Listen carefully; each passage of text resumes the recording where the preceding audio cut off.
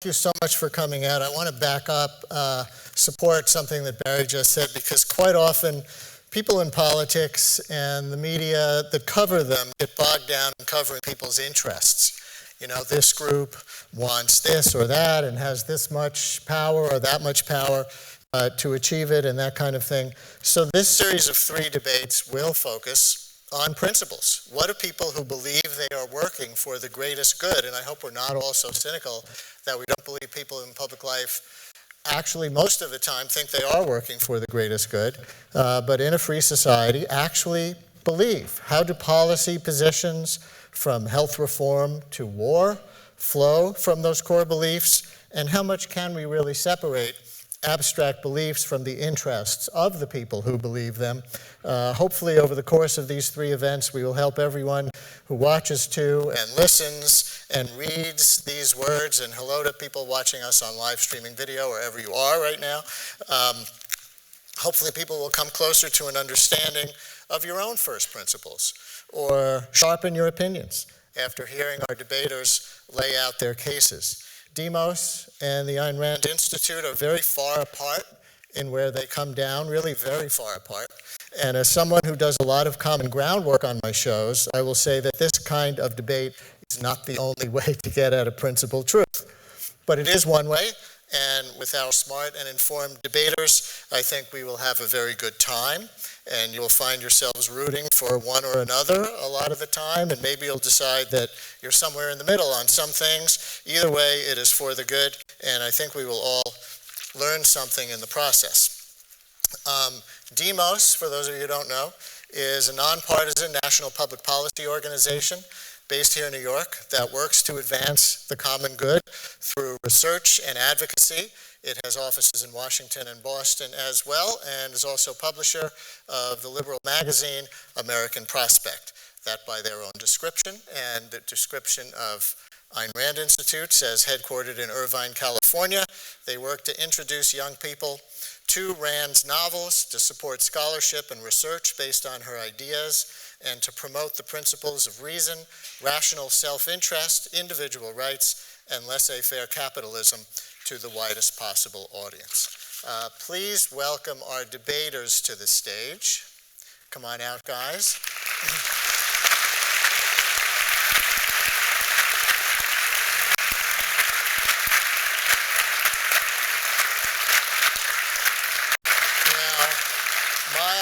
Myles Rappaport has been president of DEMOS since 2001.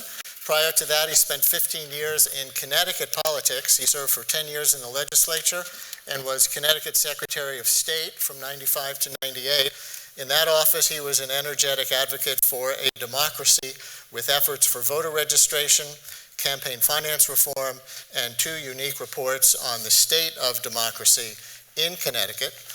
Dr. Yaron Brook is a prominent advocate for objectivism, the philosophy of Rand, and president of the Rand Institute. His talk, Why Conservatives Are Anti-Business, challenges the common notion that conservatives are allies of business and capitalism. He was born and raised in Israel. In 1987, he moved to the United States, became an American citizen in 2003. In 1998, he co-founded a financial advisory firm, BH Equity Research, at which he is presently managing director and chairman. And he is co-author of the book, Neoconservatism, An Obituary for an Idea, the only book I know that has been reviewed positively by both Tom Hartman from Air America and Glenn Beck. Please again welcome Myles and Yaron.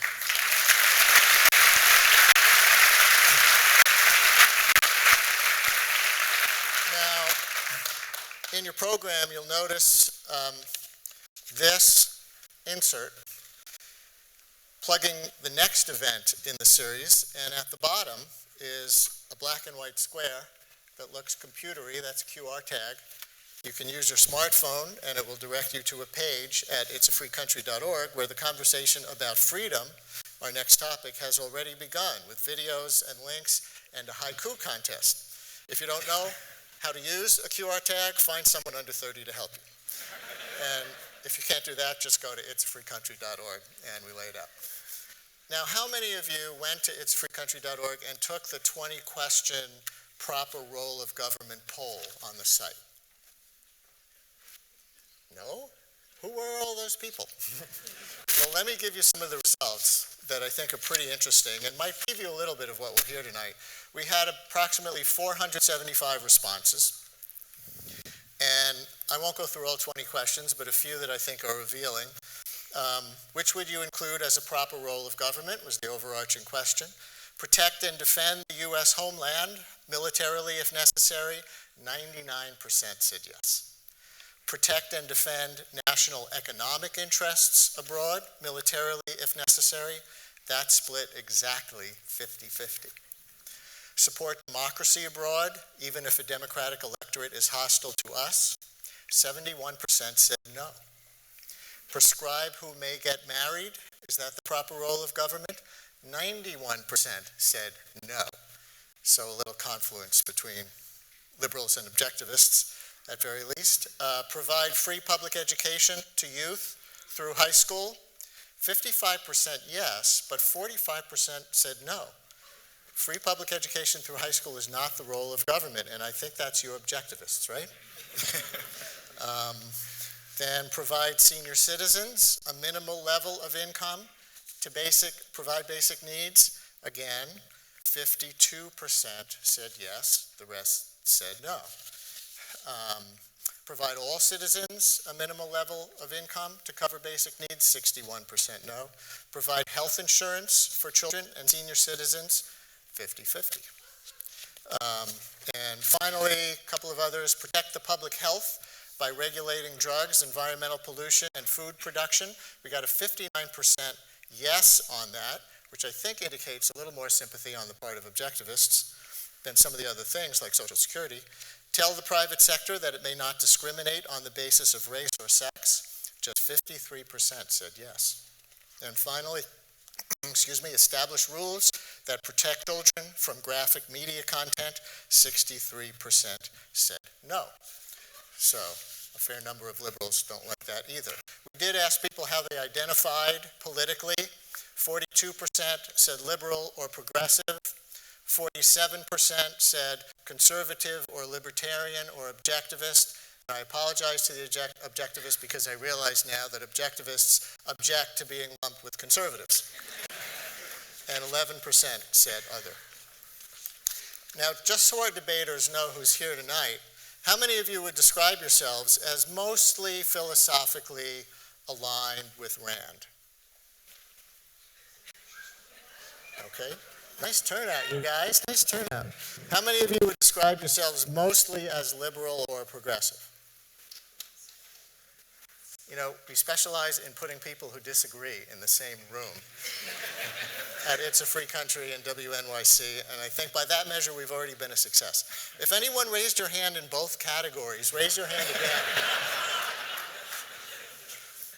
And if anyone considers yourself neither mostly liberal or mostly like Ayn Rand, raise your hand. Okay.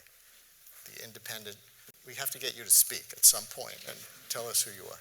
All right, now it's time to hear from our debaters.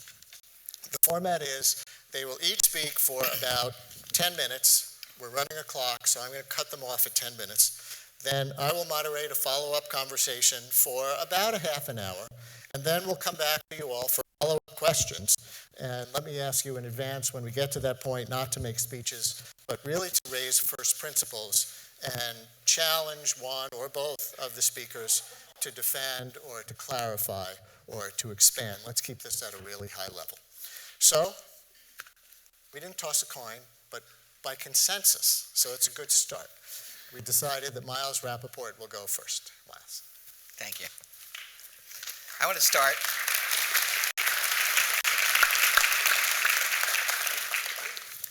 by making a few thank yous of my own. First, thank all of you for coming. I think it's heartening that there's an appetite for this kind of serious and thoughtful debate. And I thank Yaron and the Ayn Rand Institute for being really good partners in putting this together. Great thanks to Brian Lehrer for agreeing to host and to WNYC. I want to thank my colleagues, particularly David Callahan and Ginny Canduja, who really put a lot of work into making this happen.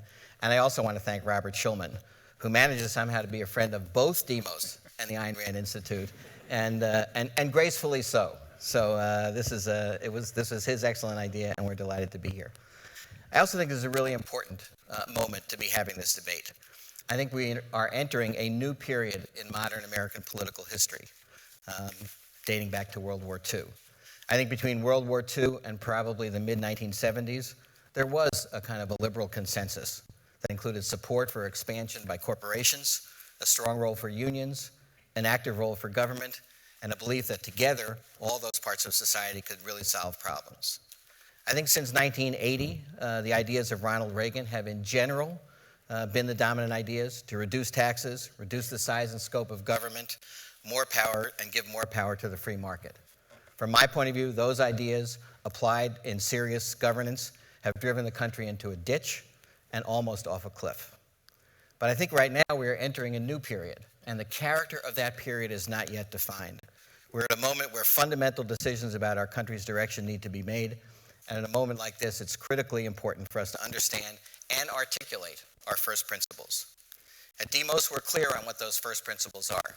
We want a society and an economy where economic growth is encouraged, where economic opportunity and the benefits of economic growth are widely shared, where the economic insecurity that so many people in the middle class are experiencing is lessened, and where economic inequality, now at its highest level since 1928 and perhaps since 1913, is reduced. We also want a democracy where everyone is encouraged to participate, where barriers to participation are lowered, and we have high levels of registration and voting, high levels of civic and community engagement, and where all voices are heard and none are drowned out by the power of money. In order to have that kind of economy and that kind of democracy, we believe that we need a strong, robust public sector with the ability to solve problems, plan for the future, create and maintain the public structures and fair rules of the road that all of us, businesses, individuals, and communities need in order to succeed. At Demos, we believe in that. We're working toward it, and we're prepared to argue for it. It is possible, by the way, to have this debate at too high of a philosophical level, divorced from the real decisions and the real public debates. So I think we have to do both. I think we have to argue it based on our first principles and also as relevant to the public debates that we're having. I think our principles need to be grounded in the reality of how they're applied and in the historical and philosophical underpinnings. And for us, we believe ours do. Philosophically, Demos's views derive from the earliest writings on democratic society, when the notion of a social contract was created. In order to have a community or a society, individuals voluntarily surrender some of their absolute ability to do whatever they please in return for a common entity that creates a common good and allows thereby each of them to live in a better and more fulfilling way. Jean-Jacques Rousseau, one of the people who wrote most compellingly on this, says, "Finally, each man in giving himself to all, gives himself to nobody. And as there is not an associate over whom he does not acquire the same rights as he yields others over himself, he gains an equivalent for everything he loses and an increase in force for the preservation of what he has." The passage from the state of nature to the civil state produces a very remarkable change in man by substituting justice for instinct in his conduct and giving his actions the morality they had formerly lacked. We fundamentally believe that the first thing that we need to do is envision the kind of society that we want to create together and for which we're willing to enter into a common purpose. Again, for Demos, some of the aspects of this society, the kind of society we want to see, are clear.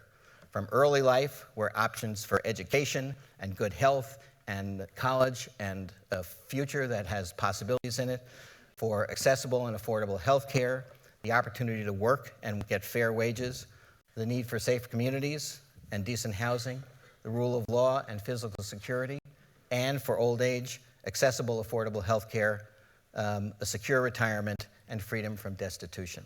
In short, a society where each individual not only has the negative freedom from coercion, but also a positive, affirmative freedom to truly achieve the pursuit of happiness with assistance from a supportive community. In pursuit of this kind of society, there are two different, very complementary roles that government needs to play. The first is to protect individuals as they pursue their lives in happiness. And I think in and around this area is probably where Yaron and I have the most areas of agreement, and some of it was in the poll. But in addition, we don't want people mugging each other or stealing from each other, and we all know that we need cops on the beat. On that, we're agreed. But there are many other things that I would argue are interferences with the ability to pursue happiness. When a mortgage broker persuades an unsuspecting home buyer to take a mortgage he knows will fail and is paid on the basis of the spread between what that mortgage holder could get in a mortgage and what he was able to persuade them to buy, we need a government agency that's prepared to stop that. You're taking my time, don't do that. When a company dumps toxic waste into a river or the ground behind a plant because it is cheaper to do that than to safely dispose of it, we need an EPA to stop that. When a company maintains unsafe factories or mines because worker protections are too costly and dozens of miners die unnecessarily, we need a government agency, an OSHA or a minerals management service with the strength and integrity to stop it.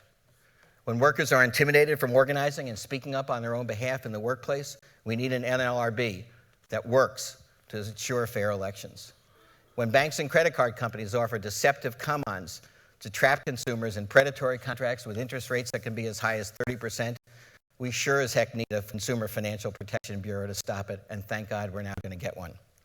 Finally, I'll go one step further. When we have an economy that produces the chasm of inequality we have now, with a tiny group of people on the top having huge jumps in their income over the last 20 years, while the bottom 80% of the population have had an income that is stagnant or has declined, we need a government that will use its taxing power to even the scale just a little bit.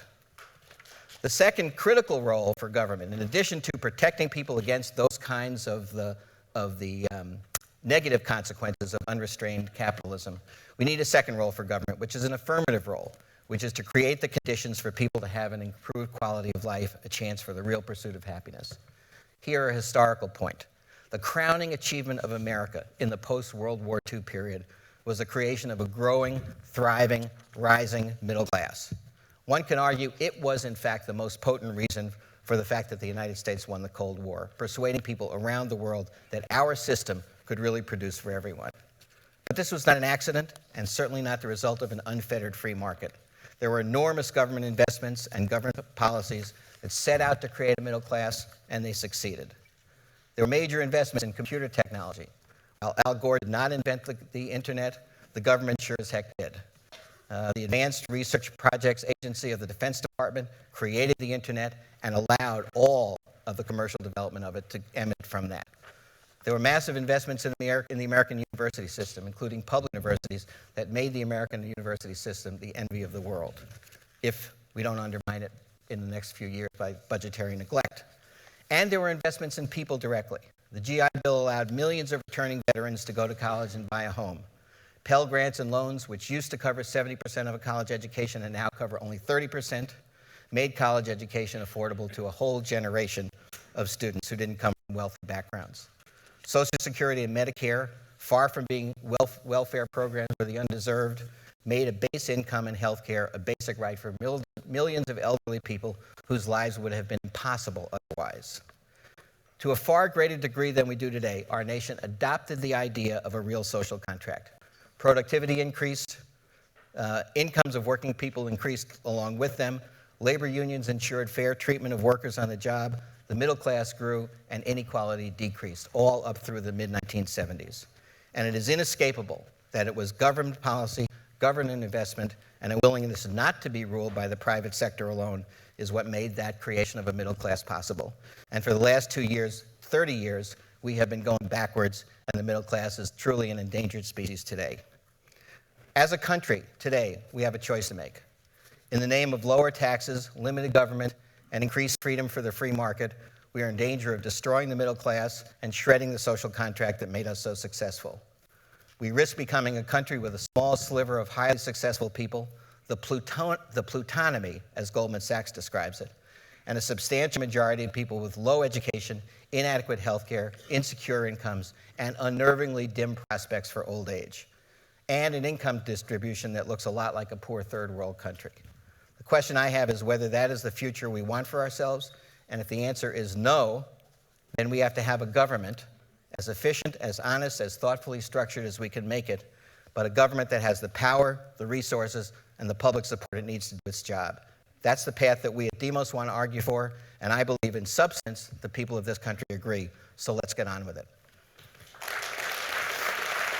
Thank you, Brian, and WNYC for co-hosting these events, and for Demos for being a really wonderful partner and helping do a lot of the logistics that have made this event, I think, a success.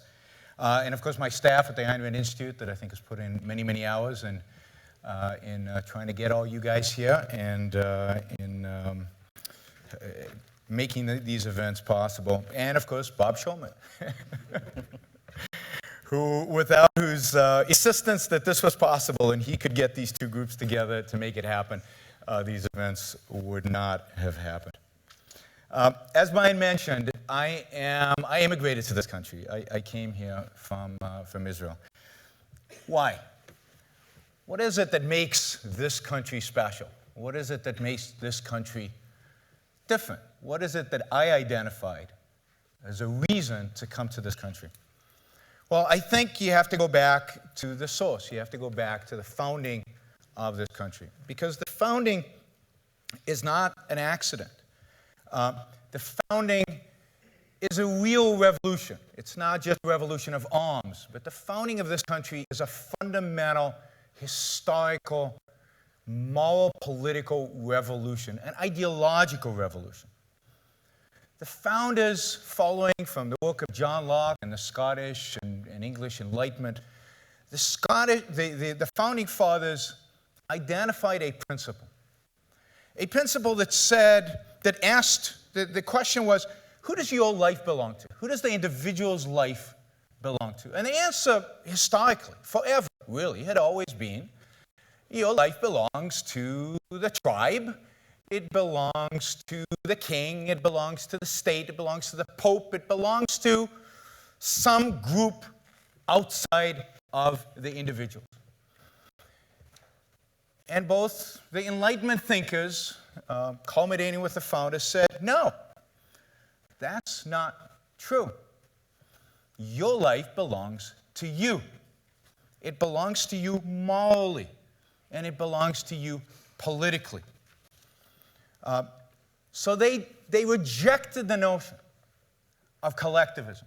They rejected the notion that you as an individual owe your primary duty to some entity external of you. And they said you have a right to pursue your own life, to make the most of your life, to pursue your happiness, not maximize social utility. It's not in the Declaration.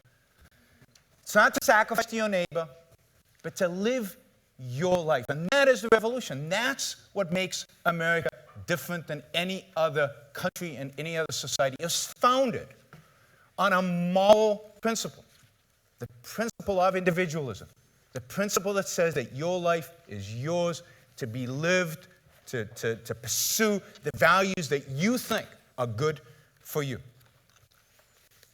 Now, what does this imply for government? Well, if your life belongs to you, then what role does the government have?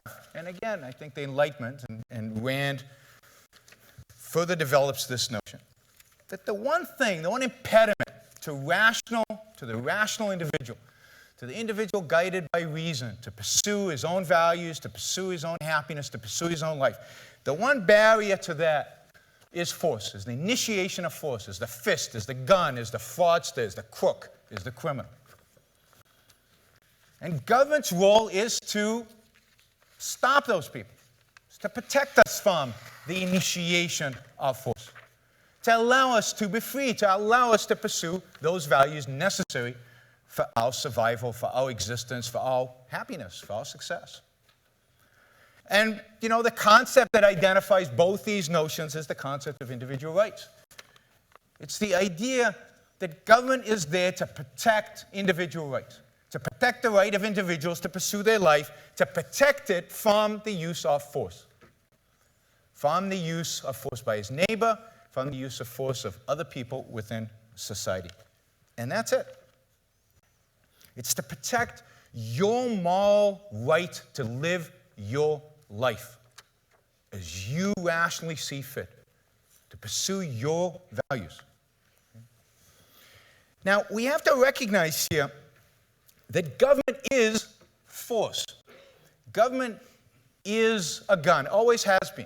Everything government does, the difference between government and a debate like this, the difference between government and a business, is that government has a gun.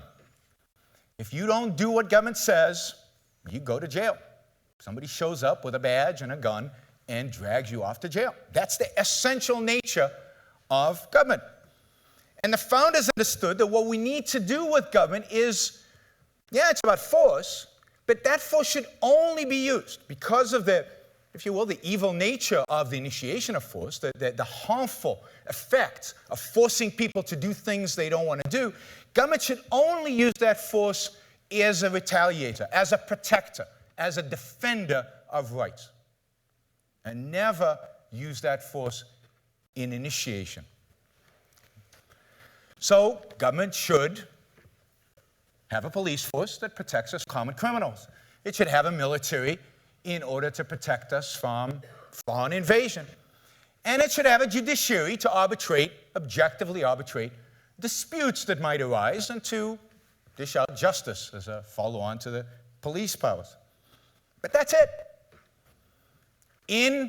As an entity of retaliatory force, that's all it needs to do. And indeed, if it does anything else, then it is moving from using force as a retaliator to using force as an initiator of that force. And Myles gave us a long list of examples where government would advocate for government to use force in order to provide the kind of services, the kind of products, the kind of goodies that he believes government should provide. So government will tell us what kind of mortgage contracts are okay for us to engage in. We're not free to go in and negotiate whatever we think. We might be mistaken, we might be right, we may be wrong, but assuming fraud is out of this, because I think we both agree that fraud is a violation of rights, fraud is a form of force, we are not, according to the argument made, we're not free to negotiate whatever makes sense in terms of a mortgage. Government is going to tell us what mortgage to have. And what does it mean when government tells us what mortgage we're going to have? It means government is going to force us. And it means if we don't do exactly what government's going to say, we're going to be dragged off to somewhere. The gun comes out. Government is force. How are we going to get this greater equality of wealth? Well, some people who produce wealth, somebody's going to show up at their door with the equivalent of a gun, and some of their wealth is going to be taken from them by force and given to somebody else. Force.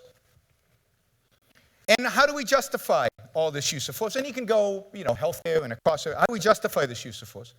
Well, we justify it by saying, the majority wants it. 51% voted to take from this guy, take from Joe, and give to Sam.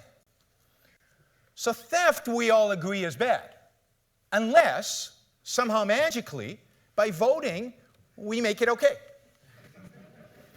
But I would argue that force, initiation of force, and theft are bad. No matter if it's done by an individual, as Myles said, you're just taking up time. No matter whether it's done by the individual, or whether it's done by the mafia, or whether it's done by democratic vote. We all, and this debate is a testament to free speech and the idea of free speech and very, very opposing points of view. And in democratic Athens, right, when Socrates dared to confront the youth of Athens with ideas that were challenging democracy, the elders of Athens got together and voted. And 51, 52, who knows what percent. But a clear majority, decided to silence Socrates by killing him. That's what majority rule. That's what happens when you allow force, when you allow the initiation of force by the group over the individual. Then a case like Socrates is going to happen, and indeed, maybe not so much in free speech today in America, but it's certainly in terms of property, certainly in terms of most of our liberties, that is exactly what's happening today. So I agree with Myles, we do face a crossroads. I disagree with the historical analysis leading to the crossroads, but we certainly seem to be facing a crossroads today. The question, I think, is, do we want a government that is coercive, or do we want a government that is protective of our rights? Thank you.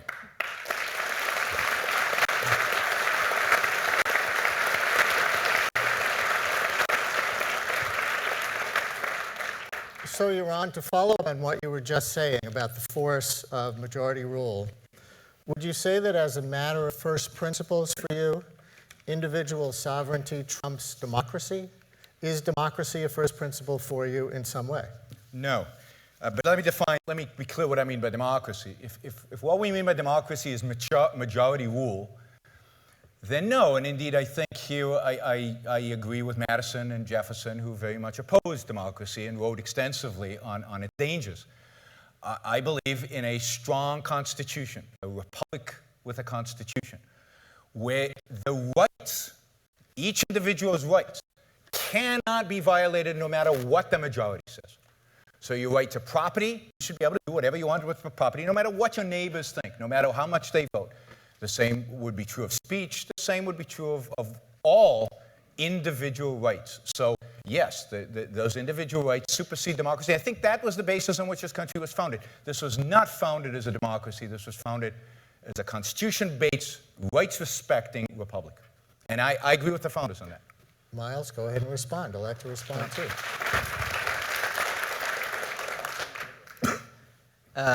I'm a little loath to try to make arguments that stand or fall on whether some piece of what the founders have written is to your liking, because the founders had many disagreements. The Declaration of Independence was originally supposed to be life, liberty, and property, but it ended up as life, liberty, and pursuit of happiness. I would argue that the distinction between those two things is an indicator that there is a more affirmative approach to the idea of government that was present among the founders as well.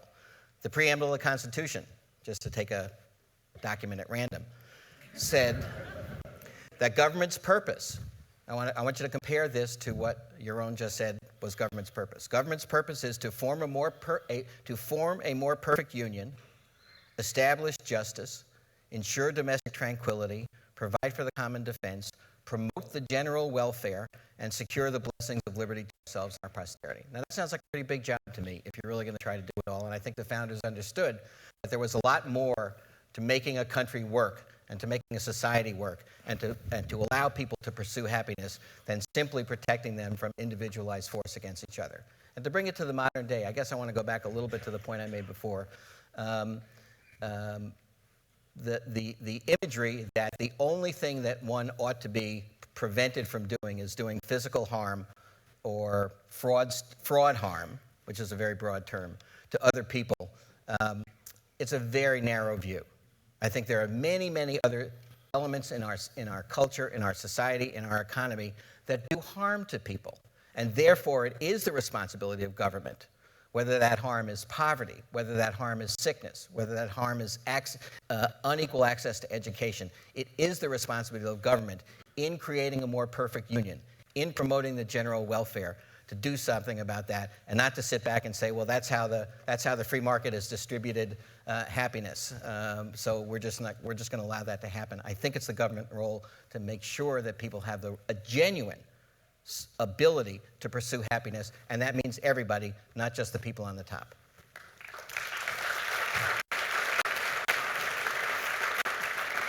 Yaron, I just want to follow up on your notion that democracy is not first principle, because for a lot of people, they're going to think you went off the rails completely already. Democracy is not a first principle? I mean, I know what you said about individuals, but how do we get to a society in the modern day with broad satisfaction without democracy, and how can we not care about democracy? Well, I think quite the contrary. I think the broad dissatisfaction that we have today is to a large extent the consequence of democracy and the notions that the majority can force the minority, in this case the only real minority, which is the individual, to do what he does not want to do, to live a life that is not by his choosing. So I would question the idea that satisfaction comes from Giving up your life to some anonymous group of voters. I think quite the contrary. I think that we would have a much happier, a much more successful, a much more prosperous, a much better, a much healthier, better savings for retirement, all the stuff that Myles really wants. I mean, in terms of outcomes, all of that, with maybe the exception of equality, would result to a much greater extent with freedom and individualism. But let me go back to the fundamental point here. The fundamental question is, does your life belong to you? Or does your life belong to a group?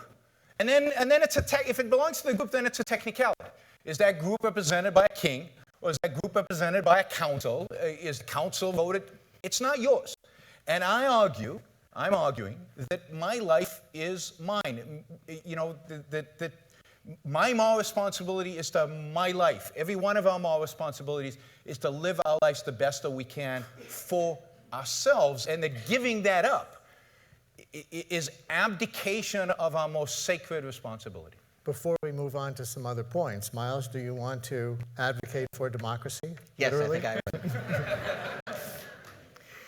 I'll accept the premise that Yaron just said, that fundamentally one's life is one's own responsibility, etc.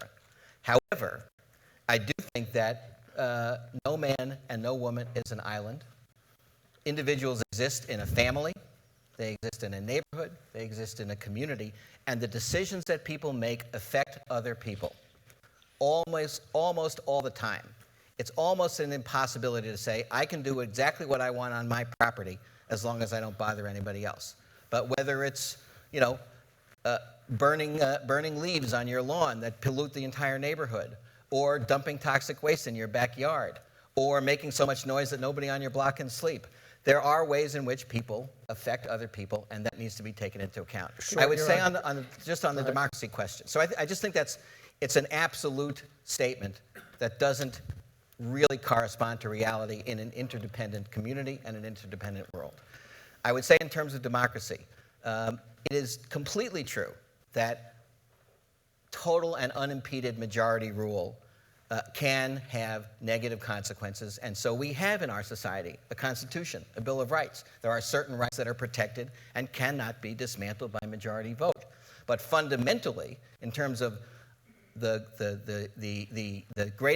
best decisions over a period of time, having those decisions made by a democratic sentiment, by democratic elections, by the will of the people, has got to be better than any other. It's the worst form of government, except for any other form that's been invented. And I would argue that the problems that we are having come when democracy is distorted, whether by money, whether by the fact that some people are prevented from voting. Those kinds of things. I think the more democracy we have, the more full democracy we have of people, of individuals, the better off we'll be. Yaron, I don't want to go around in circles, so just take 30 seconds if you want to Yeah, follow just up. about this interconnectedness. Yeah, I mean, we're better off living in a society. We benefit enormously from the productive ability of other people. And the mechanism by which we should relate to those people is through the voluntary mechanism of trade. Trade is a win-win. Both parties benefit. It's voluntary. And all the things about pollution and so on. Again, you can't dump garbage in my backyard. I mean, I think we agree on that. That's a violation of rights, and that's what the government is indeed there to protect from. So Myles said in his opening statement that a first principle is to achieve a nation with some shared values, some common purpose. Is that not a first principle for you? No. Well, the common purpose is life, liberty, and the pursuit of happiness. That would be this notion that reason is going to guide our life, that we're going to guide our own life, and we're not going to violate other people's rights, and other people are not going to violate our own. All right. Now, Myles, Yaron said a minute ago, we agree on some things except equality. You wrote in your blog post leading up to the event on It's a Free Country that America's signal achievement is a broadly shared prosperity and a middle-class society. Is having that as a goal a first principle for you? Yes, it is a first principle. I think that fundamentally there needs to be the ability for all of the citizens, all of the people in the society, to have a real, genuine, fair chance to succeed. The market distributes goods very efficiently under certain circumstances, but completely inefficiently under other circumstances. And the circumstances are when wealth is so badly distributed that therefore Joe Smith's billionaire's desire for a seventh Mercedes is stronger in the marketplace than Mrs. Jones's ability to feed their children because she doesn't have money. You cannot say that that is a rational set of outcomes. We ought to be comfortable about it. And that's not people relating by trade. Trade is an interesting term that connotes two equal partners. But in our society, in commerce, in the marketplace, we don't have equal partners. Sometimes we do, many times we don't. It is government's role to make sure that those partnerships are somewhat equalized. I think that's a fundamental first principle. Our society risks going down the path of a third world country if we reject that and don't think it's important. Myles, take me just a little bit further. Some shoring up of the bottom, Yaron might even disagree with that, but how much further do you go? How much equality? Because you wrote, broadly shared prosperity and a middle-class society. How much equality is necessary for successful society? Well, in the first 30 years after World War II, the gap, however you want to measure it, the Gini coefficient, the percent of wealth taken by the top 1%, was narrowing.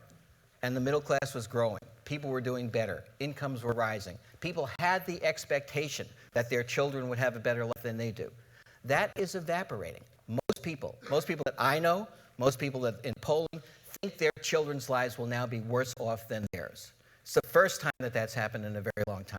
And the times when our society moved towards equality, moved towards more broadly shared prosperity, is when we've had an active government willing to intervene, willing to do things, willing to tax, willing to trust bust, willing to have environmental protections. And when we reject those, we sink back into a situation where the widening will guarantee to occur. What exactly is the number? What exactly should the Gini? We can argue that. But I certainly would argue that I think everyone would agree that a situation in which we have a tiny sliver of people who are doing fabulously well, whether they be hedge fund managers or the titans of industry that Ayn Rand wrote about, but other people are having more and more insecurity, less and less sense of confidence about their future, is an unacceptable situation, and we ought to fight really hard to change it. So, Yaron, I know you'll disagree on how we get there, but I'm curious if you agree as a matter of first goals and first principles that, as Myles put it, America's signal achievement is or should be a broadly shared prosperity and a middle-class society. I think that as a first principle, what you want is the freedom for anybody to achieve anything within their ability. That means the opportunity for poor people to rise up and make a fortune. So I do agree on this issue. I'll agree that what we have today is unsustainable, that what we have today, we've institutionalized the poor, and it's growing, that there's enormous economic uncertainty, and a vast majority of Americans are suffering under this burden, that wealth creation across the board is stagnating dramatically, that the poor used to get richer faster than they are today. All of that is true. But I blame it all on government, and I think the solution is to get government out of the way. So if you look, it's interesting. I wrote down that the idea that the middle class came about because of government policies, which I find bizarre. No, the middle class is a product of the Industrial Revolution. The middle class is a creation of capitalism. So before the Industrial Revolution, there were two classes of people. There were aristocrats who, by the use of force, primarily in Europe, gained certain amounts of wealth, and there were poor subsistence farmers, and that was it. And life expectancy was, well below 40, and life was miserable, very, very miserable.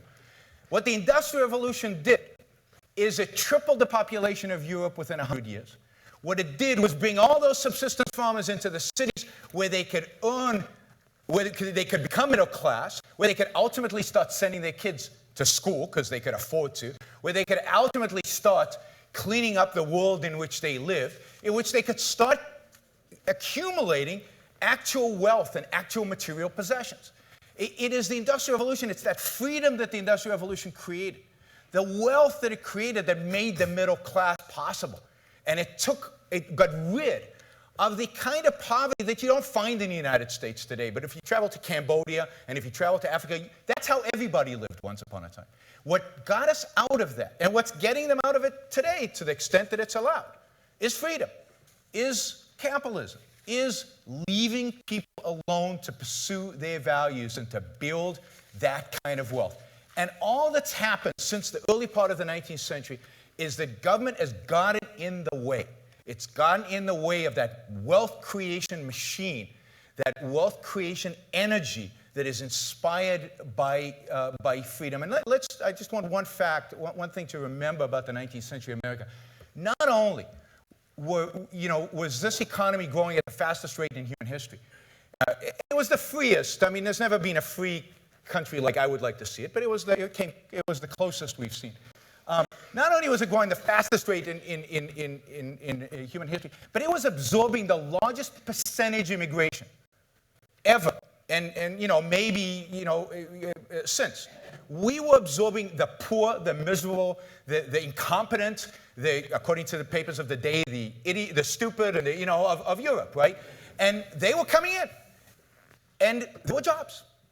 There were jobs. There was so much wealth. There was so much freedom. There was so much creativity. And within 2 generations, we know that those people succeeded very well, not because of government, but because of their own hard work and ingenuity, because of the freedoms that they had. Myles?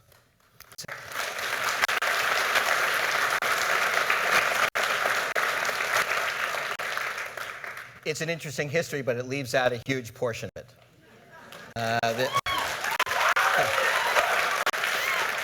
I don't quarrel with the notion that the Industrial Revolution and the development of machinery and the development of manufacturing created great wealth. It also created great misery. If you read any of the histories of England in the 1830s and the 1840s, an urban proletariat was created as opposed to a rural serf population that was miserable, that was sick, that had very short lifespans, that had all kinds of social dysfunction. And it was only when the dynamism of capitalism was harnessed and managed and restrained, whether it was by labor unions or by child labor laws. I have an interesting quote that I found from the president of the American Bar Association in the early 1900s, denounced child labor laws as a communistic effort to nationalize children. I suppose you could take the Yaron's argument and say, since everyone is in control of their life, if a 7-year-old child wants to go to work in a factory and work 16 hours and be paid pennies, that's his or her right to do. No, I don't believe it. It's exploitation, and it is the responsibility of government and other people to intervene so it doesn't happen. And it's not, by the way, when I'm just talking about the 1830s, in 1960, over 1/3 of the elderly people in the United States lived in poverty. Okay? That's before the flowering of Social Security, before Medicare, before all of the programs that Yaron thinks are so unnecessary. Now it's under 10% of the elderly population. If you think that 35% of the elderly population being poor, going down to 10% is not an important thing and is not based on the policies that government do, I think you're not looking at history. So I accept and I share that there's tremendous dynamism under capitalism, growth occurs, but the sharing of that prosperity, the ability of everyone to enjoy it, not just the tiny few that didn't create it by themselves, by the way. Wealth is created by a combination of capital and labor, and everybody knows it. They can't appropriate all that. They should not be allowed to. Yeah, just for the fun of it, I'd like to take the child labor on. There's this mythology that capitalism created child labor, that in the Industrial Revolution, suddenly children started working. Now, how many of you have ever lived on a farm? What do children do on a farm, even to this day? They work. And in subsistence farming, they worked and died at an unbelievable rate. So whatever happened when they moved to cities, and I'm not saying it was pleasant, certainly the early years of capitalism were unpleasant years, was an enormous improvement over what they had in the farms. The reason child labor went away The reason child labor, just go to Indonesia and ask them today. They'd rather work in a factory for $1 a day than work in the farm because life in the farm is so horrible that they'd rather work in what we would consider unthinkable conditions in a factory. But why did child labor go away? Again, look at the facts. The facts are, the empirical evidence is, that child labor went away for two reasons. One, parents accumulated enough wealth to be able to send their kids to school. Very few parents want to send their kids to work when they have another option. Second, how many of you manage people? How many of you like manage 7-year-olds? It's just not efficient to manage kids. The laws came, as they usually do, the laws came after the phenomena was had already disappeared. Again, it's just not productive. Would you repeal the child labor laws and let it exist around the edges in American workplaces? Yes, I would. I would repeal child labor laws and let it exist around the edges. And by the way, I think it does. Again, go to any farm. Families are not condemned for working their kids in a farm environment. Indeed, they're often, it's considered a wonderful thing. I would not repeal child labor laws, just for the record. I was questioning for a second. A related concept from, only somewhat related, I guess, but from your blog post, Yaron, where you basically said, and I am paraphrasing, but you said that merit will successfully distribute wealth to a degree that there won't be destitution. I'm not quoting exactly, but you seem to be getting at that idea. Is that a first principle? Well, it's I think, yes, in the sense that I believe that's absolutely true, that I think that anybody who is productive, anybody who wants to find work will find work in a truly free society. I think free societies generate many more jobs than people available to fill those jobs, and I think history is full of examples of that, actually current history, even things that are going on today. And I think that, again, the history suggests that as capital is deployed, labor becomes more productive, wages rise, and standard of living rise, so that even the people at the bottom, and there will always be people at the bottom, right? Not everybody's above average, even in Minnesota. So, there will be people at the bottom of distribution, but those people at the bottom of distribution will be so much better off than what they were 20 years ago and what they would be in an unfree society. Then poverty, as we understand today, would not be an issue. We wouldn't care. And again, when you compare the kind of poverty we have in America, and some people do live in awful conditions, with poverty in Cambodia, it's not on the same level. But as a matter of first principles on the proper role of government, to whatever extent poverty did exist in that society, it would not be the proper role of government to marshal other people's resources to alleviate it at the lowest ranks? No, again, and we always use nice words like marshal other people's resources. But I'd like to spell it out.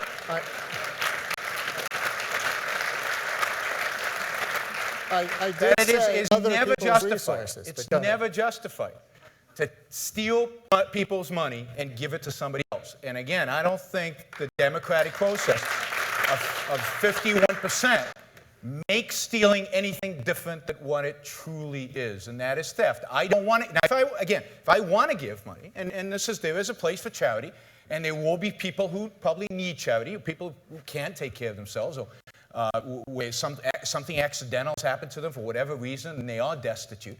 I think there is a role for charity in those cases, and I believe that free people pursuing their own rational self-interest in a society of freedom, are incredibly generous people. I think that charity would take care of those cases where people couldn't take care of themselves. Myles?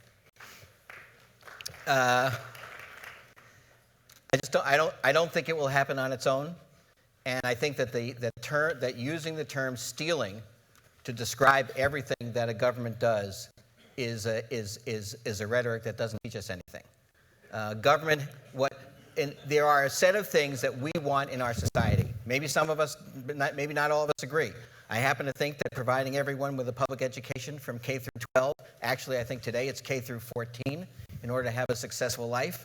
I think having people have good prenatal and child care is important. I think people not having the inability to get medical care when they need it is important. All those things require resources. How does a society commit those resources? Well, you can allow everyone to use their own resources exactly as they see fit, regardless of how they collected them. Or you can say, no, there are certain things that we want to do as a country that are the right thing to do, and in order to do that, we need to collect taxes on a fair basis. What's a fair basis? I would argue that a progressive taxation system, one which is in fact based on people's ability to pay, which taxes people at the top end at a higher rate than people at the bottom end, is the fairest way to do it. It's not theft. It's efficient, humane, reasonable use of resources, and and that's the only way that a society can function. It's not theft. It is civilization.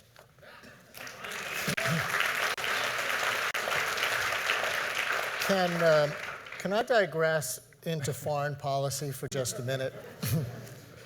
I have a feeling that the two of you would agree on opposition to the Iraq War, but for different reasons. Am I right? Myles? I haven't heard his reason yet, so Well, I can only speak for right, I'm an individual. I can only speak for myself. I opposed it. all right, Yaron, why don't you kick that off? I'll start. Yeah. I mean, I think that it was the wrong war, fought for the wrong reason at the wrong time. Saddam Hussein, in my view, did not pose the kind of existential threat to the United States post 9/11. I don't think he had anything to do with the enemy who struck us on 9/11. The enemy who struck us on 9/11, in my view, is an ideological enemy, an enemy that we've called Islamic totalitarianism. The people who are totalitarians in their philosophy of governance and use Islam to justify that totalitarianism. It's a prevalent ideology, unfortunately, in much of the Middle East. That was the enemy, and the target should have been chosen appropriately. Iraq was not ruled by an Islamic totalitarian regime. While there's some evidence that they supported some Islamic totalitarian groups, that evidence is weak, and there were bigger targets.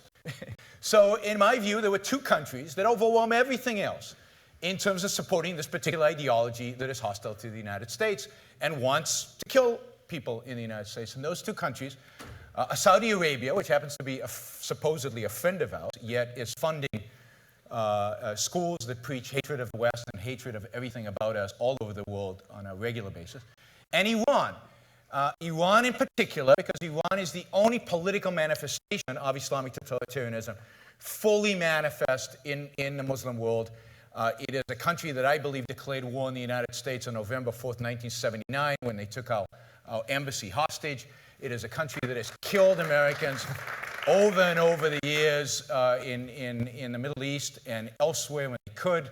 And I believe then, I believe now that you have to do something with Afghanistan, but that the real source, ideological, spiritual, motivational, energy-wise, of this entire movement in the Middle East, and the only way to swing it away from that is the Iranian regime, and that should have been our target. Does and I think it should be today as well. Does it get to a first principle of the use of government and the use of force? Yeah, the first principle is this. The first principle is the role of government is to protect individual rights.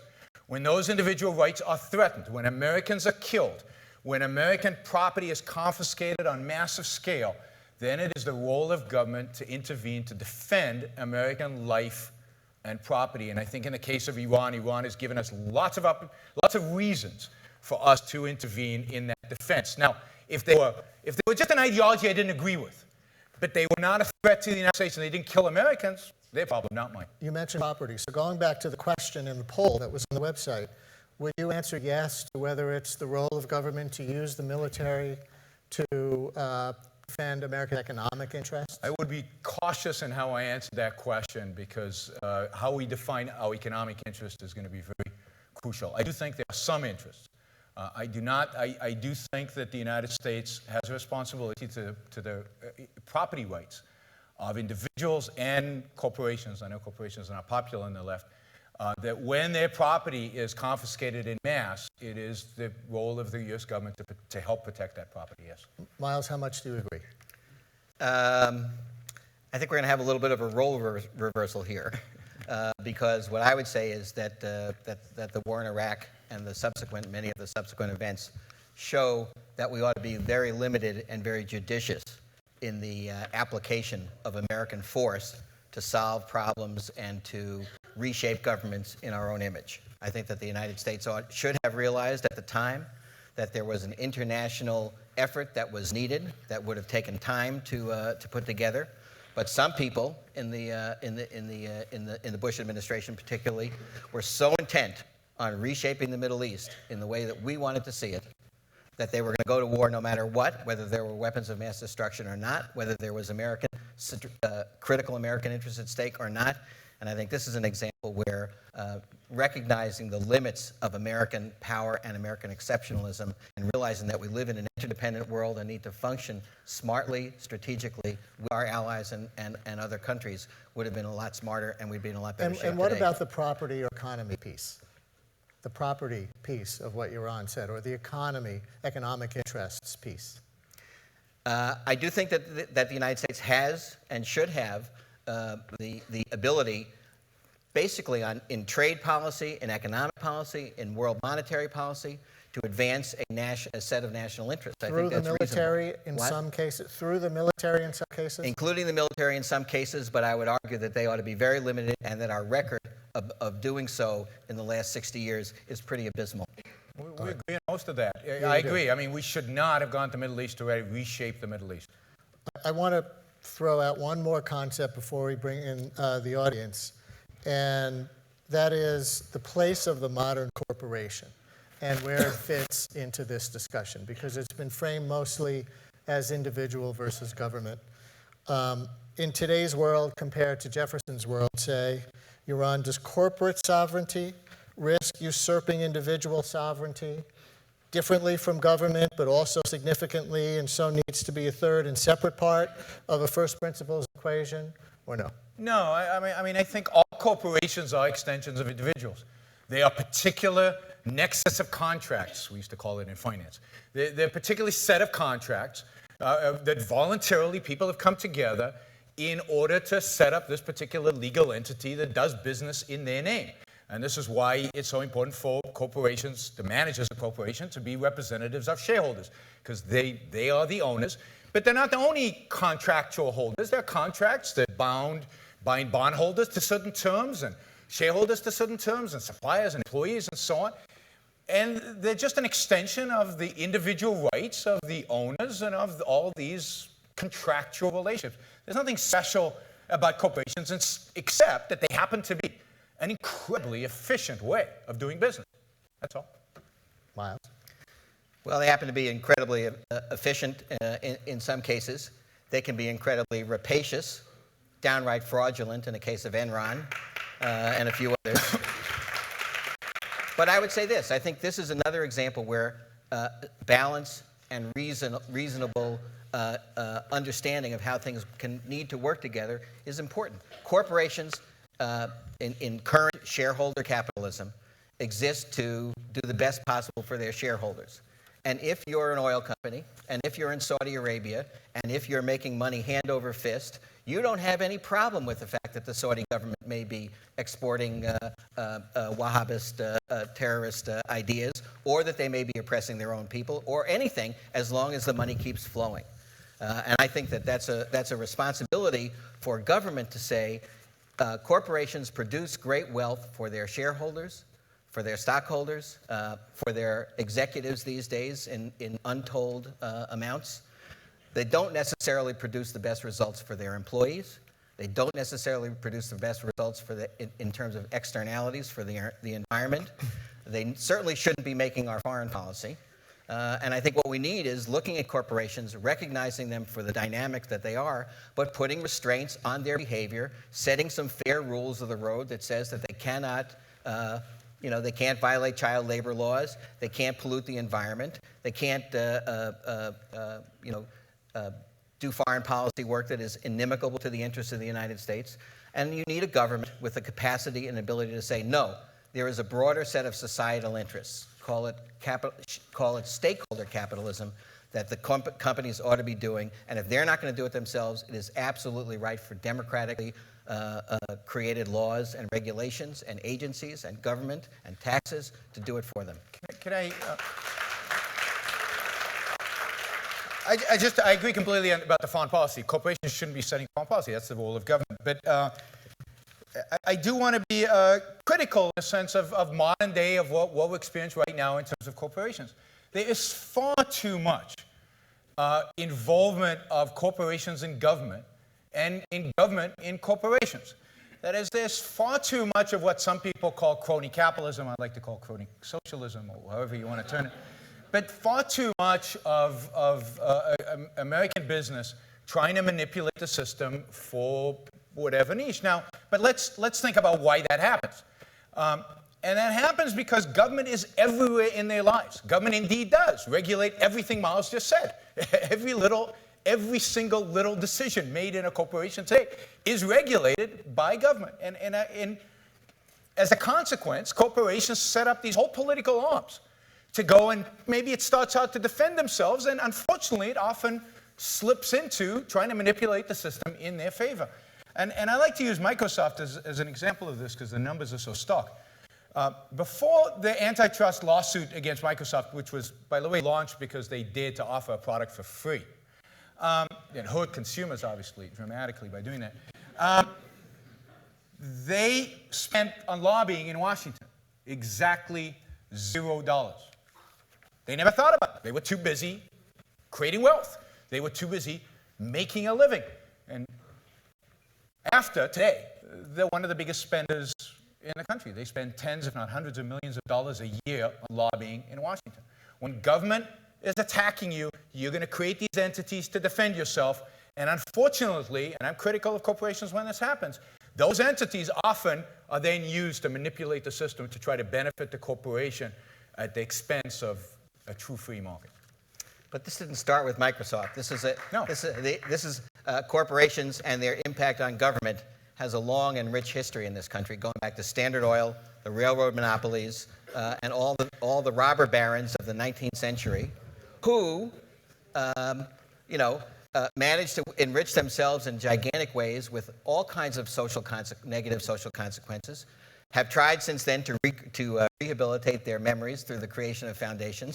Andrew Carnegie, by the way, was a strong supporter of an estate tax. Many of these people do believe that there is a responsibility for wealth to be shared and for other people other than the wealthiest to get a chance. But I would say that that when Yaron says that unfortunately corporations are forced to defend themselves when government is too intrusive, has it backwards. Corporations have always tried to manipulate government, capture the regulatory agencies by state legislatures, and they need to be restrained, there need to be balanced, and they need to be countervailing forces that John Kenneth Galbraith wrote about that don't allow corporations to rule the roost in the way they like to.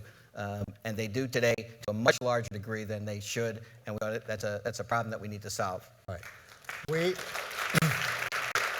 We have 3 people with microphones, I believe, working the aisles. So raise your hand if you want to ask a question. Let me ask you again to please keep it brief and ideally have it wind up with a question. And forgive me for going like this, but the lights are right in my eyes when it comes to seeing people out there. So, all right, so somebody right in the back there. I'm going to give some free rein to people with the microphones to choose, folks. So I guess we have somebody right there, yes? For Myles, should first principles apply to all mankind? So for equality, for example, should the American government work towards equality for all mankind?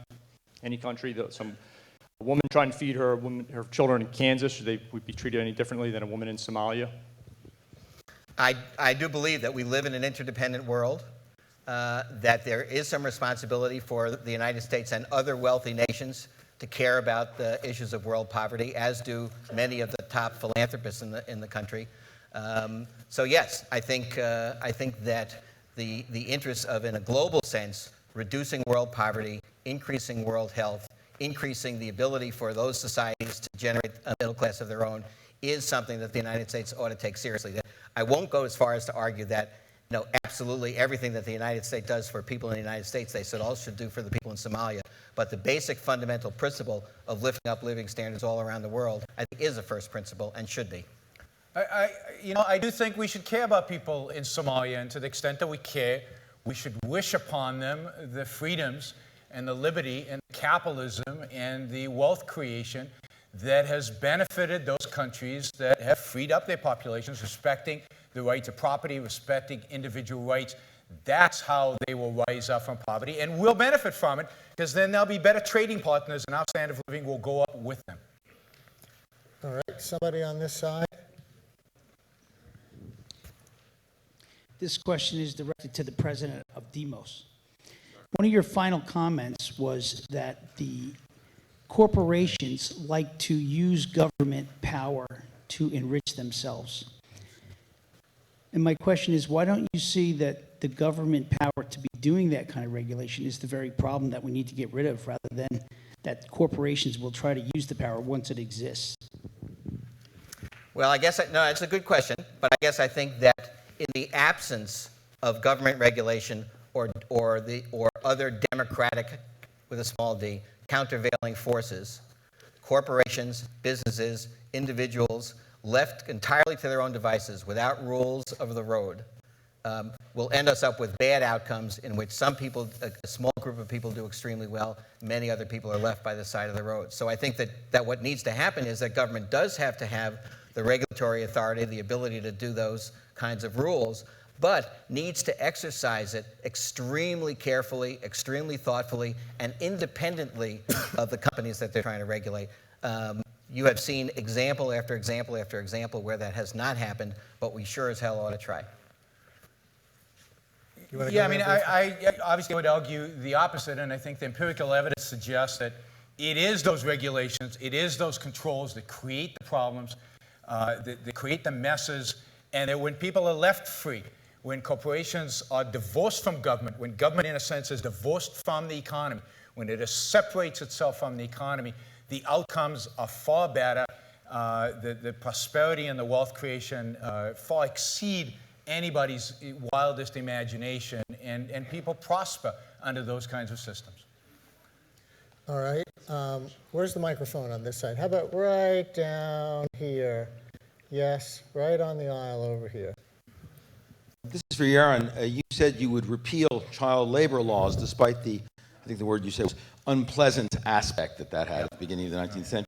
I wonder if you'd also repeal the 13th, 14th, and 15th Amendments despite the unpleasant character of slavery, because in fact, I can think of no government action that reached deeper into the free market, twisted and turned around that marketplace, abolished plantation slavery, and actually forced a number of states to be members of the Union. And I would think consistently you might also then want to say that government has no role in abolishing slavery. After all, slaves were property. Well, of course not. I mean, let's think this through, right?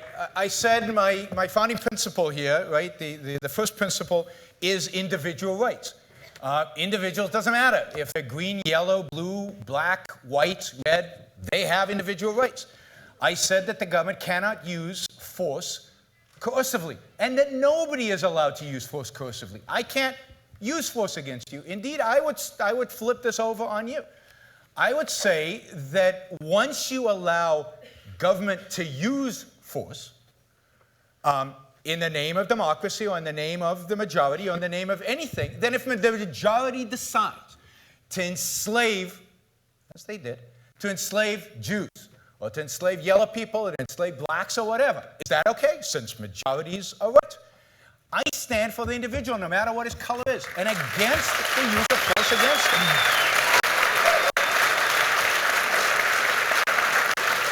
And this is where some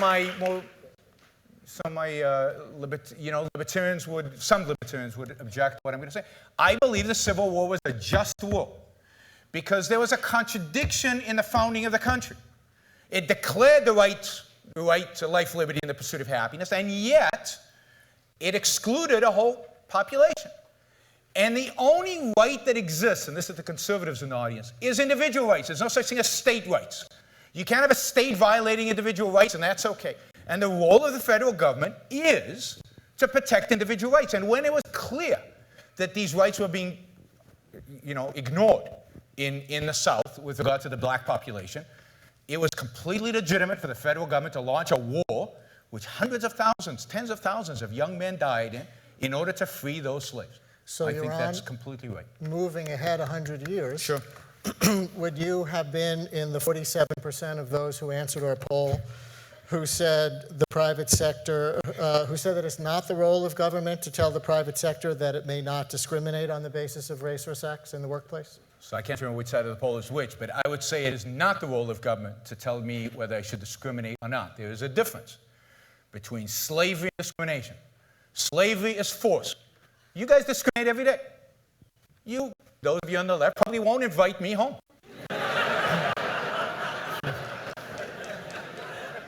Discrimination is what we do. Every day we choose who to talk to, who not to talk to. Now, I think it's immoral, stupid, bad business, and a whole lot of other horrible things to discriminate against a person based on the color of his skin, on his beliefs. The only issue in a workplace should be how productive are they.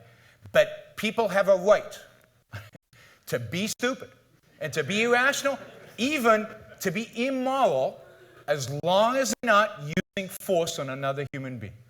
I don't want to relitigate I don't want to spend a lot of time relitigating the Civil Rights Act of 1964, but Myles? I would just say this, that when a company or a state government or whoever it was created laws that made African Americans second-class people, or created structures in their business that paid women less than men for the same work, or forced people to work unpaid overtime, which happened for a long time and as late as this afternoon. Those things are not things that we should just say, well, that's up to him or her as the boss of the company to be stupid. Those are things that it is legitimate to say we ought to have laws that prevent this kind of behavior. We ought to have enforcement mechanisms that enforce fair treatment of workers. It's not just a matter of, slavery is the extreme example. But there's a long sort of slope from slavery to sharecropping, to child labor, to unsafe working conditions, etc. We ought to have a set of standards of how we think working people should be treated, and those ought to be enforced by the force of law. I agree completely. Government should not be allowed to discriminate. So anything structural within government that allowed for the discrimination pre-1964 should have been abolished, no question about that. And it's a great injustice post-Civil War that those were allowed to be sustained. Again, I differentiate between government action and individual action in that realm. But I do think there's a slippery slope towards slavery. And it is a slippery slope of force. And it is a slippery slope of coercion. And, slavery is certainly at the extreme where these people have no rights, they're completely your property, and so on. But what is it? What is it when we force some people to provide a service against their will to other people or at a price determined by some bureaucrat? It's not quite slavery, but it's certainly on that slope. So when we take a doctor and say, we have decided that you have to treat this disease and you have to treat anybody who comes to you, and this is the price you're going to get paid because we decided, then yeah, he's not quite a slave, but he's certainly on that slippery slope towards slavery.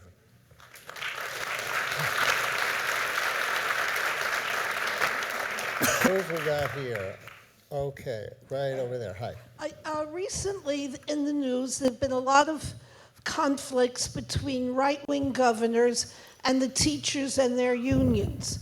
Therefore, aside from the pension and other issues, do you feel that the core of this, and this is directed to Mr. Brook, is the fact that really those of you conservatives or right, however you want to define yourself, really don't think there's a role for public education in grades from kindergarten through 12th grade, and you would rather have vouchers, charter schools, homeschooling, parochial schools, anything other than public education?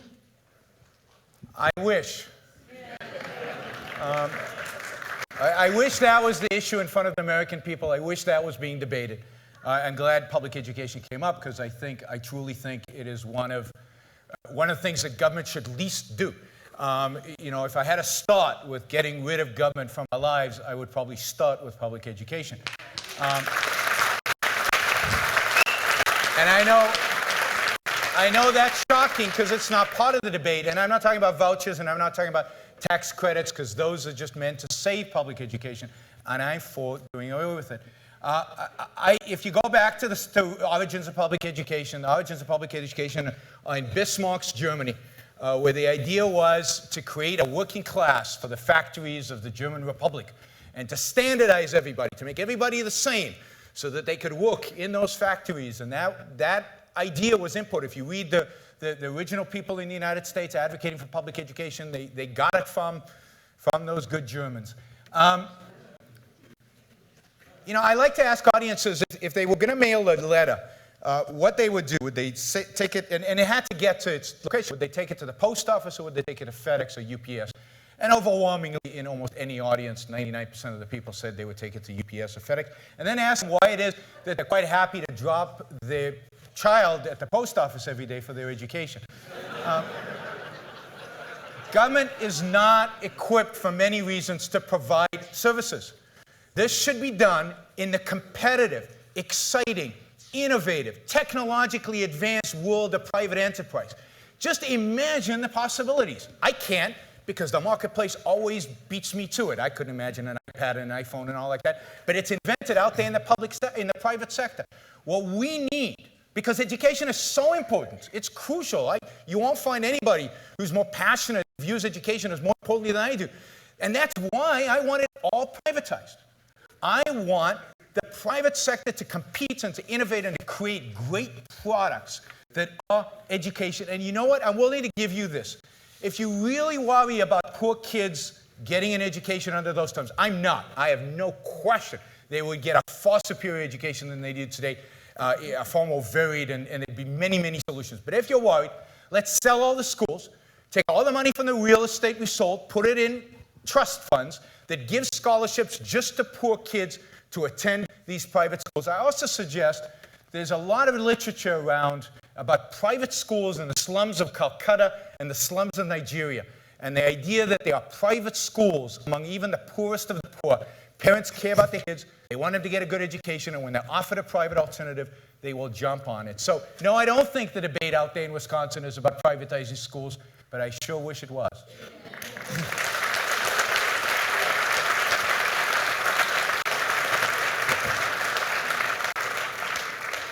There's a line in an old folk song that says, if religion were a thing that money could buy, the rich would live and the poor would die. There's an analogy here. One of the great achievements of America, not from Bismarck's Germany, this was Horace Greeley in the 1830s and the 1840s, was the achievement of a public education as an equalizing, as an opportunity, as a set of opportunities that everyone could enjoy. There is an innocent...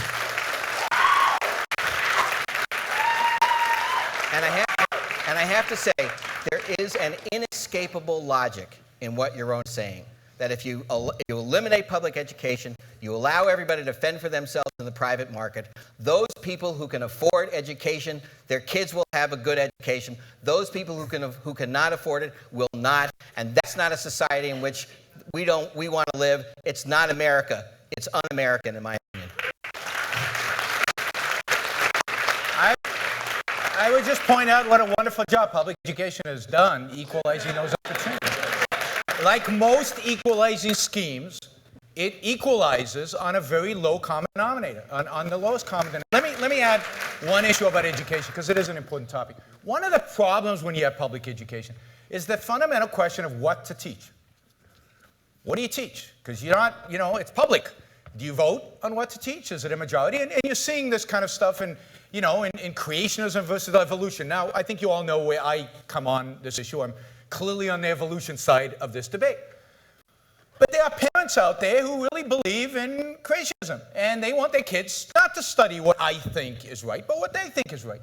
In a private educational system, the parents would choose the school to which their kids would go, and they would get the education that the parents wanted their kids to get, rather than the education that bureaucrats decide. Now, creationism, evolution, we probably agree on. Global warming, we might not. And yet, I feel in the minority. When I send my kids to kindergarten, and they were drilled with what I believe is an environmentalist religion almost, from kindergarten on about these issues. I was offended by that, and yet it doesn't matter. It doesn't matter because all the schools have to be standardized because they're public. Even what you teach becomes standardized instead of, again, the variety and the richness of a truly private market and the kind of educational products it would produce.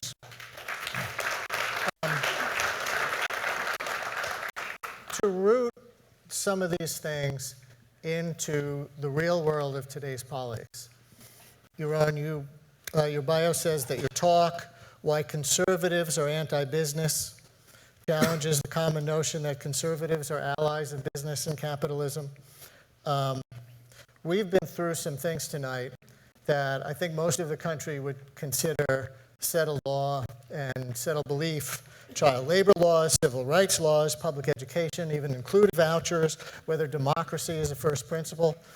When, say, conservatives are anti-business, is it because they just don't go far enough toward where the Rand Institute is, or why is that?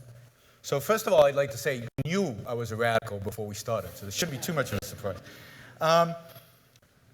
I think the problem is much deeper than that, unfortunately, and the essay, I think, really elaborates on that. I believe, and I think you see this in Washington right now, I don't think there's that much difference between many of the fundamental first principle assumptions of conservatives and liberals. I think the difference between those two groups and us is dramatic. That is, I think, that most conservatives would share much of what Myles has said here today, but would argue about where to put the line. How much is going to be provided. So I think that with many conservatives, not all, but many conservatives, the differences between us and them are differences of first principle. I'd love to have another podium here with a mainstream conservative. And a lot of it has to do with, again, these ethical first principles. So I believe that conservatives approach politics from a very similar place that liberals do, in the sense that the individual, his life, pursuing his happiness, pursuing his rational values, is not the purpose of morality. That morality is about sacrifice to the group or to some cause. It's about selflessness. It's about, it's about otherism. It's about selflessness and sacrifice. I think liberals and the Republicans share that, and I think where Rand is a real challenge. She's a real challenge to conservatives. She's a real challenge to liberals because she says, no, the purpose of morality is different. The purpose of morality is to guide you in living the best life you as an individual can live. And that dictates a whole different set of political principles that are different than the political principles that arise from morality that says, no, your primary moral responsibility is to the group. In your opinion, is the Tea Party coming to live? I think the Tea Party represents that on an emotional level. I think what the Tea Party lacks is the intellectual foundation to make that emotion real. So they're good at enough's enough, but then ask them, well, what are you going to cut? What are the first principles? They fall apart.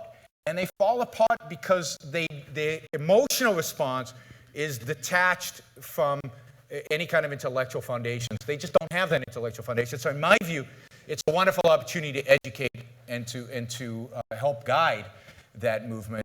But I don't think they where I would like them to be, obviously. Myles. I guess I want to go back a little bit to the point. I guess I don't want to allow the dividing line between objectivism and liberalism to be concern for the individual, or the individual can be submerged in the collective. I believe that the best kind of liberalism or progressivism, that which Demos is engaged in, honors deeply the ability of a single individual to fulfill themselves, to have a life with possibility, to achieve the pursuit of happiness, and to be all that they can be. We want to make sure that every single person in our society has those opportunities, not just a small group. We want to recognize, I think, the real constraints on the pursuit of happiness that exist, not just from government, but from the operations of the marketplace. And I think we want to have government and community and family play a constructive, supportive, assistive, affirmative role in allowing each individual to achieve the very best that they can achieve. I think what the consequence of the proposals that Yaron is making is that some individuals who will survive as the fittest or the cleverest or the ruthlessest, I'm not sure, but some individuals will survive just fine. Many, many people will be left behind. I think that's unacceptable, but I believe that the progressivism that I support has everything to do with the individual and the ability for that individual to succeed in life and to live to the fullest. So, Myles, how do you see the relevance, if you see a relevance, of this debate to the actual politics of the moment in Washington? Because in theory, you could have been here debating Eric Cantor or Paul Ryan or Sarah Palin, or I don't know, if we could have gotten them. I like him better. But they are mere conservatives. So is there a relevance to the heated enough debates that we have in D.C. today on the future of the country? Absolutely, absolutely. In fact, I'll say, and I hope I won't offend anyone from the Ayn Rand Institute, that when we first picked up this debate, some people said, why are you debating with the Ayn Rand Institute? They're all the way over here on the far right, not real representative of the conservative movement today. And I replied, and I do believe that that's not true.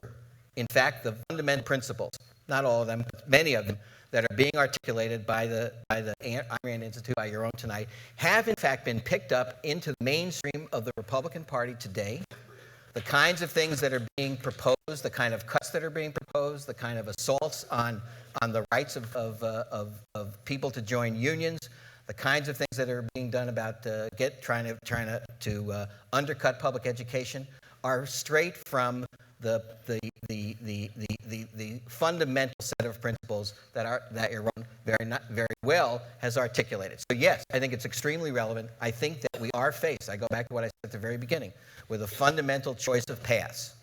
My path, the path I believe that we should take, is to invest in our economy, invest in everyone, have a government with the capacity to solve the problems that we face and do so in a way that cares about individuals, or let's retreat to the rule of the free marketplace and devil take the hindmost. I think it's a mistake. So I think that's right. I think that Ayn Rand in particular, but through our efforts over the last 25 years at the Institute as well, we have helped reshape the debate and push some in the Republican Party and some among conservatives to positions which they traditionally would not have taken. There's no question in my mind this is true of Ayn Rand. Atlas Shrugged is a book that's well read among Tea Partiers, but also among politicians. I don't think they get it, but I think it inspires them to have a little bit more confidence, a little bit more strut than they would otherwise, and to push their agenda a little bit more to the radical direction than they would otherwise. And I think that's what's saving this country, because I believe that the trouble we're in today, we both agree we're in trouble. I mean, the country's not in good position at all. But the trouble we're in today is the result of government meddling, government interference, government involvement in our economy at every single level. I can't cut down a tree in my backyard today without getting approvals from committees and so on. But it goes to every aspect of our lives today is regulated, and we are suffering the consequences. I want freedom. I want Americans to be free, to experience the progress, the prosperity, but also the self-esteem that comes from achieving and from creating and from building and from innovating, that I think freedom and capitalism and getting the government out of our lives bring. I want this country to flourish and to boom. And I think it can. People talk about GDP growth of 3% or whatever GDP means. It could easily grow at double that or triple that if we were allowed to be free. There's no reason this country can't grow the way it grew in the 19th century and create the kind of opportunities and the kind of wealth that we've created in the past if we leave people free to indeed engage in those activities.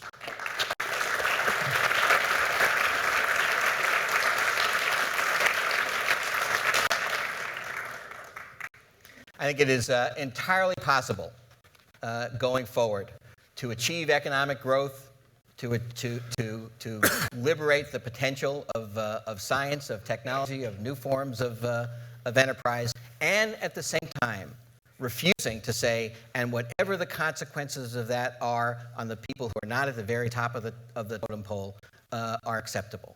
I think we have every responsibility to say that we as a society, we as a community, are going to make sure that the fruits of that prosperity are as widely shared as possible, that the middle class, which has defined the United States in its most successful period, doesn't perish from the earth, and that we have to do affirmative work through government, as well as through the corporations, as well as through the voluntary and philanthropic sectors to try to do that. But we cannot do it if we're constantly undercutting and undermining the ability of government. I guess I would say that yes, we are in trouble. Yes, there are many, many regulations, but that the consistent rollback of them and assault on them over the last 30 years by corporations and by conservatives has made us in a much worse position than we were 30 years ago, or that we would have been had we kept on that path. Can I just ask, before we all continue this conversation, you know, on West 4th Street and in the cafes of Bleecker Street and so on, who, raise your hand, this is an earnest question, not a sarcastic one, who has changed your mind or evolved your position through this debate this evening on anything in particular? Anybody who feels like you've come to a new understanding? And can we get a microphone to anybody who has their hand up for a brief thought? Am I seeing somebody right over there? Hello, okay. Hi. I think Yaron has actually changed my view on the Civil War. I'm a states' rights kind of guy. I think you actually, and I'm more of a libertarian, but I think I kind of agree with you about the Civil War now today. I'm from the South. Glad you said that. Who would have expected? Someone else? I see that both of you gentlemen are clearly humanists, and I think both of you are looking for a better outcome. My question is that I see during the course of my lifetime incredible incompetence in government, and whether or not philosophically government should be involved or not really is not completely satisfying to me in terms of a debate. But what I do see is that governments don't know how to do what they even say they know how to do. I'm 86 years old, and I've seen a war on drugs all of my life. I can still buy any drug I want on Columbus Circle 24/7. I see the government in so many functions. I have had an opportunity to relate to several government agencies. Just totally incompetent. It's not in the nature of that mechanism to get things done at the highest level. Okay. And I totally agree that schools have to be... Nice. What? Come on, let's keep it civil, everybody. Yeah. Somebody wants Thank you very much. One-word answer. You're on war on drugs, yes or no? One drugs, any one an inanimate object is not going to go well. But let me just say war quickly. on drugs, yes or no? War on drugs. Unwinnable. Common ground. Anybody else who's evolved tonight, seriously? Anybody else? Right here in front. Last call? Okay. Oh, am I missing somebody? Yeah. Well, Okay, I think that the discussions on first principles tonight really comes down to a simple philosophical question that on the surface is very simple, but is largely complex. Is humanity inherently good? I think on one side, the idea is that humanity is, in fact, inherently good. I think, Mr. Brook, you subscribe by that belief. I think, Mr. Rappaport, that you subscribe the belief that humanity has the potential to be good and has been good, you know, in large part since our existence, but they aren't innately good, that they have the ability to do evil. let's finish up on that. 1 minute from each of you. 1 minute. No, I don't believe humanity is inherently good or any individual is inherently good. I believe we all have the potential for good. I think the disagreement is about what is good.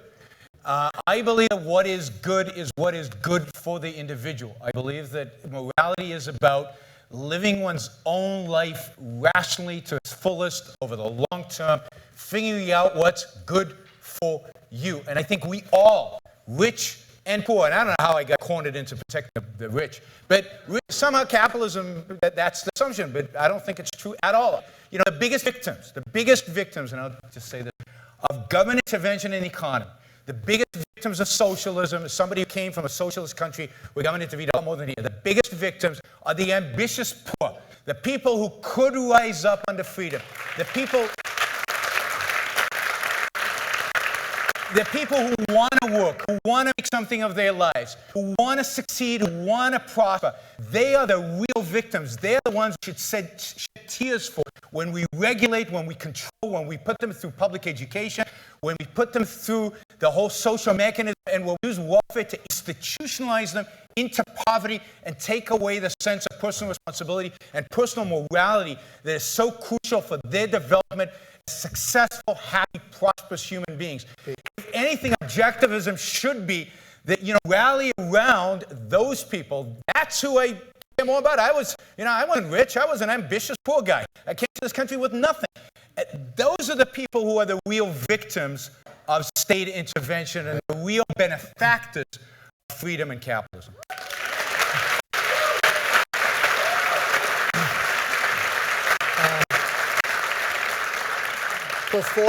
Before Myles gets the final word of the evening, I'll just remind you that the debate on our next topic about freedom has already begun. It's a freecountry.org haiku contest and all. We invite you to go there, and we hope to see you out here next time for that on Thursday night, April 7th. Myles, humans, good or not so good? I believe all people are created equal with inalienable rights to life, liberty, and the pursuit of happiness. I believe that people are, in fact, generally innately good. I believe that there are a set of structural arrangements which impact their lives in critical ways from the beginning of everyone's life. And I believe that we, as a caring society, have the responsibility and the ability, if we harness it, to create a situation in which all people, not just a few ambitious people who can succeed in any cutthroat environment, but everyone has the right and the ability and the best possible chances to succeed. We can do that, but we need to work at it. Thank you all very much. Please thank our debaters.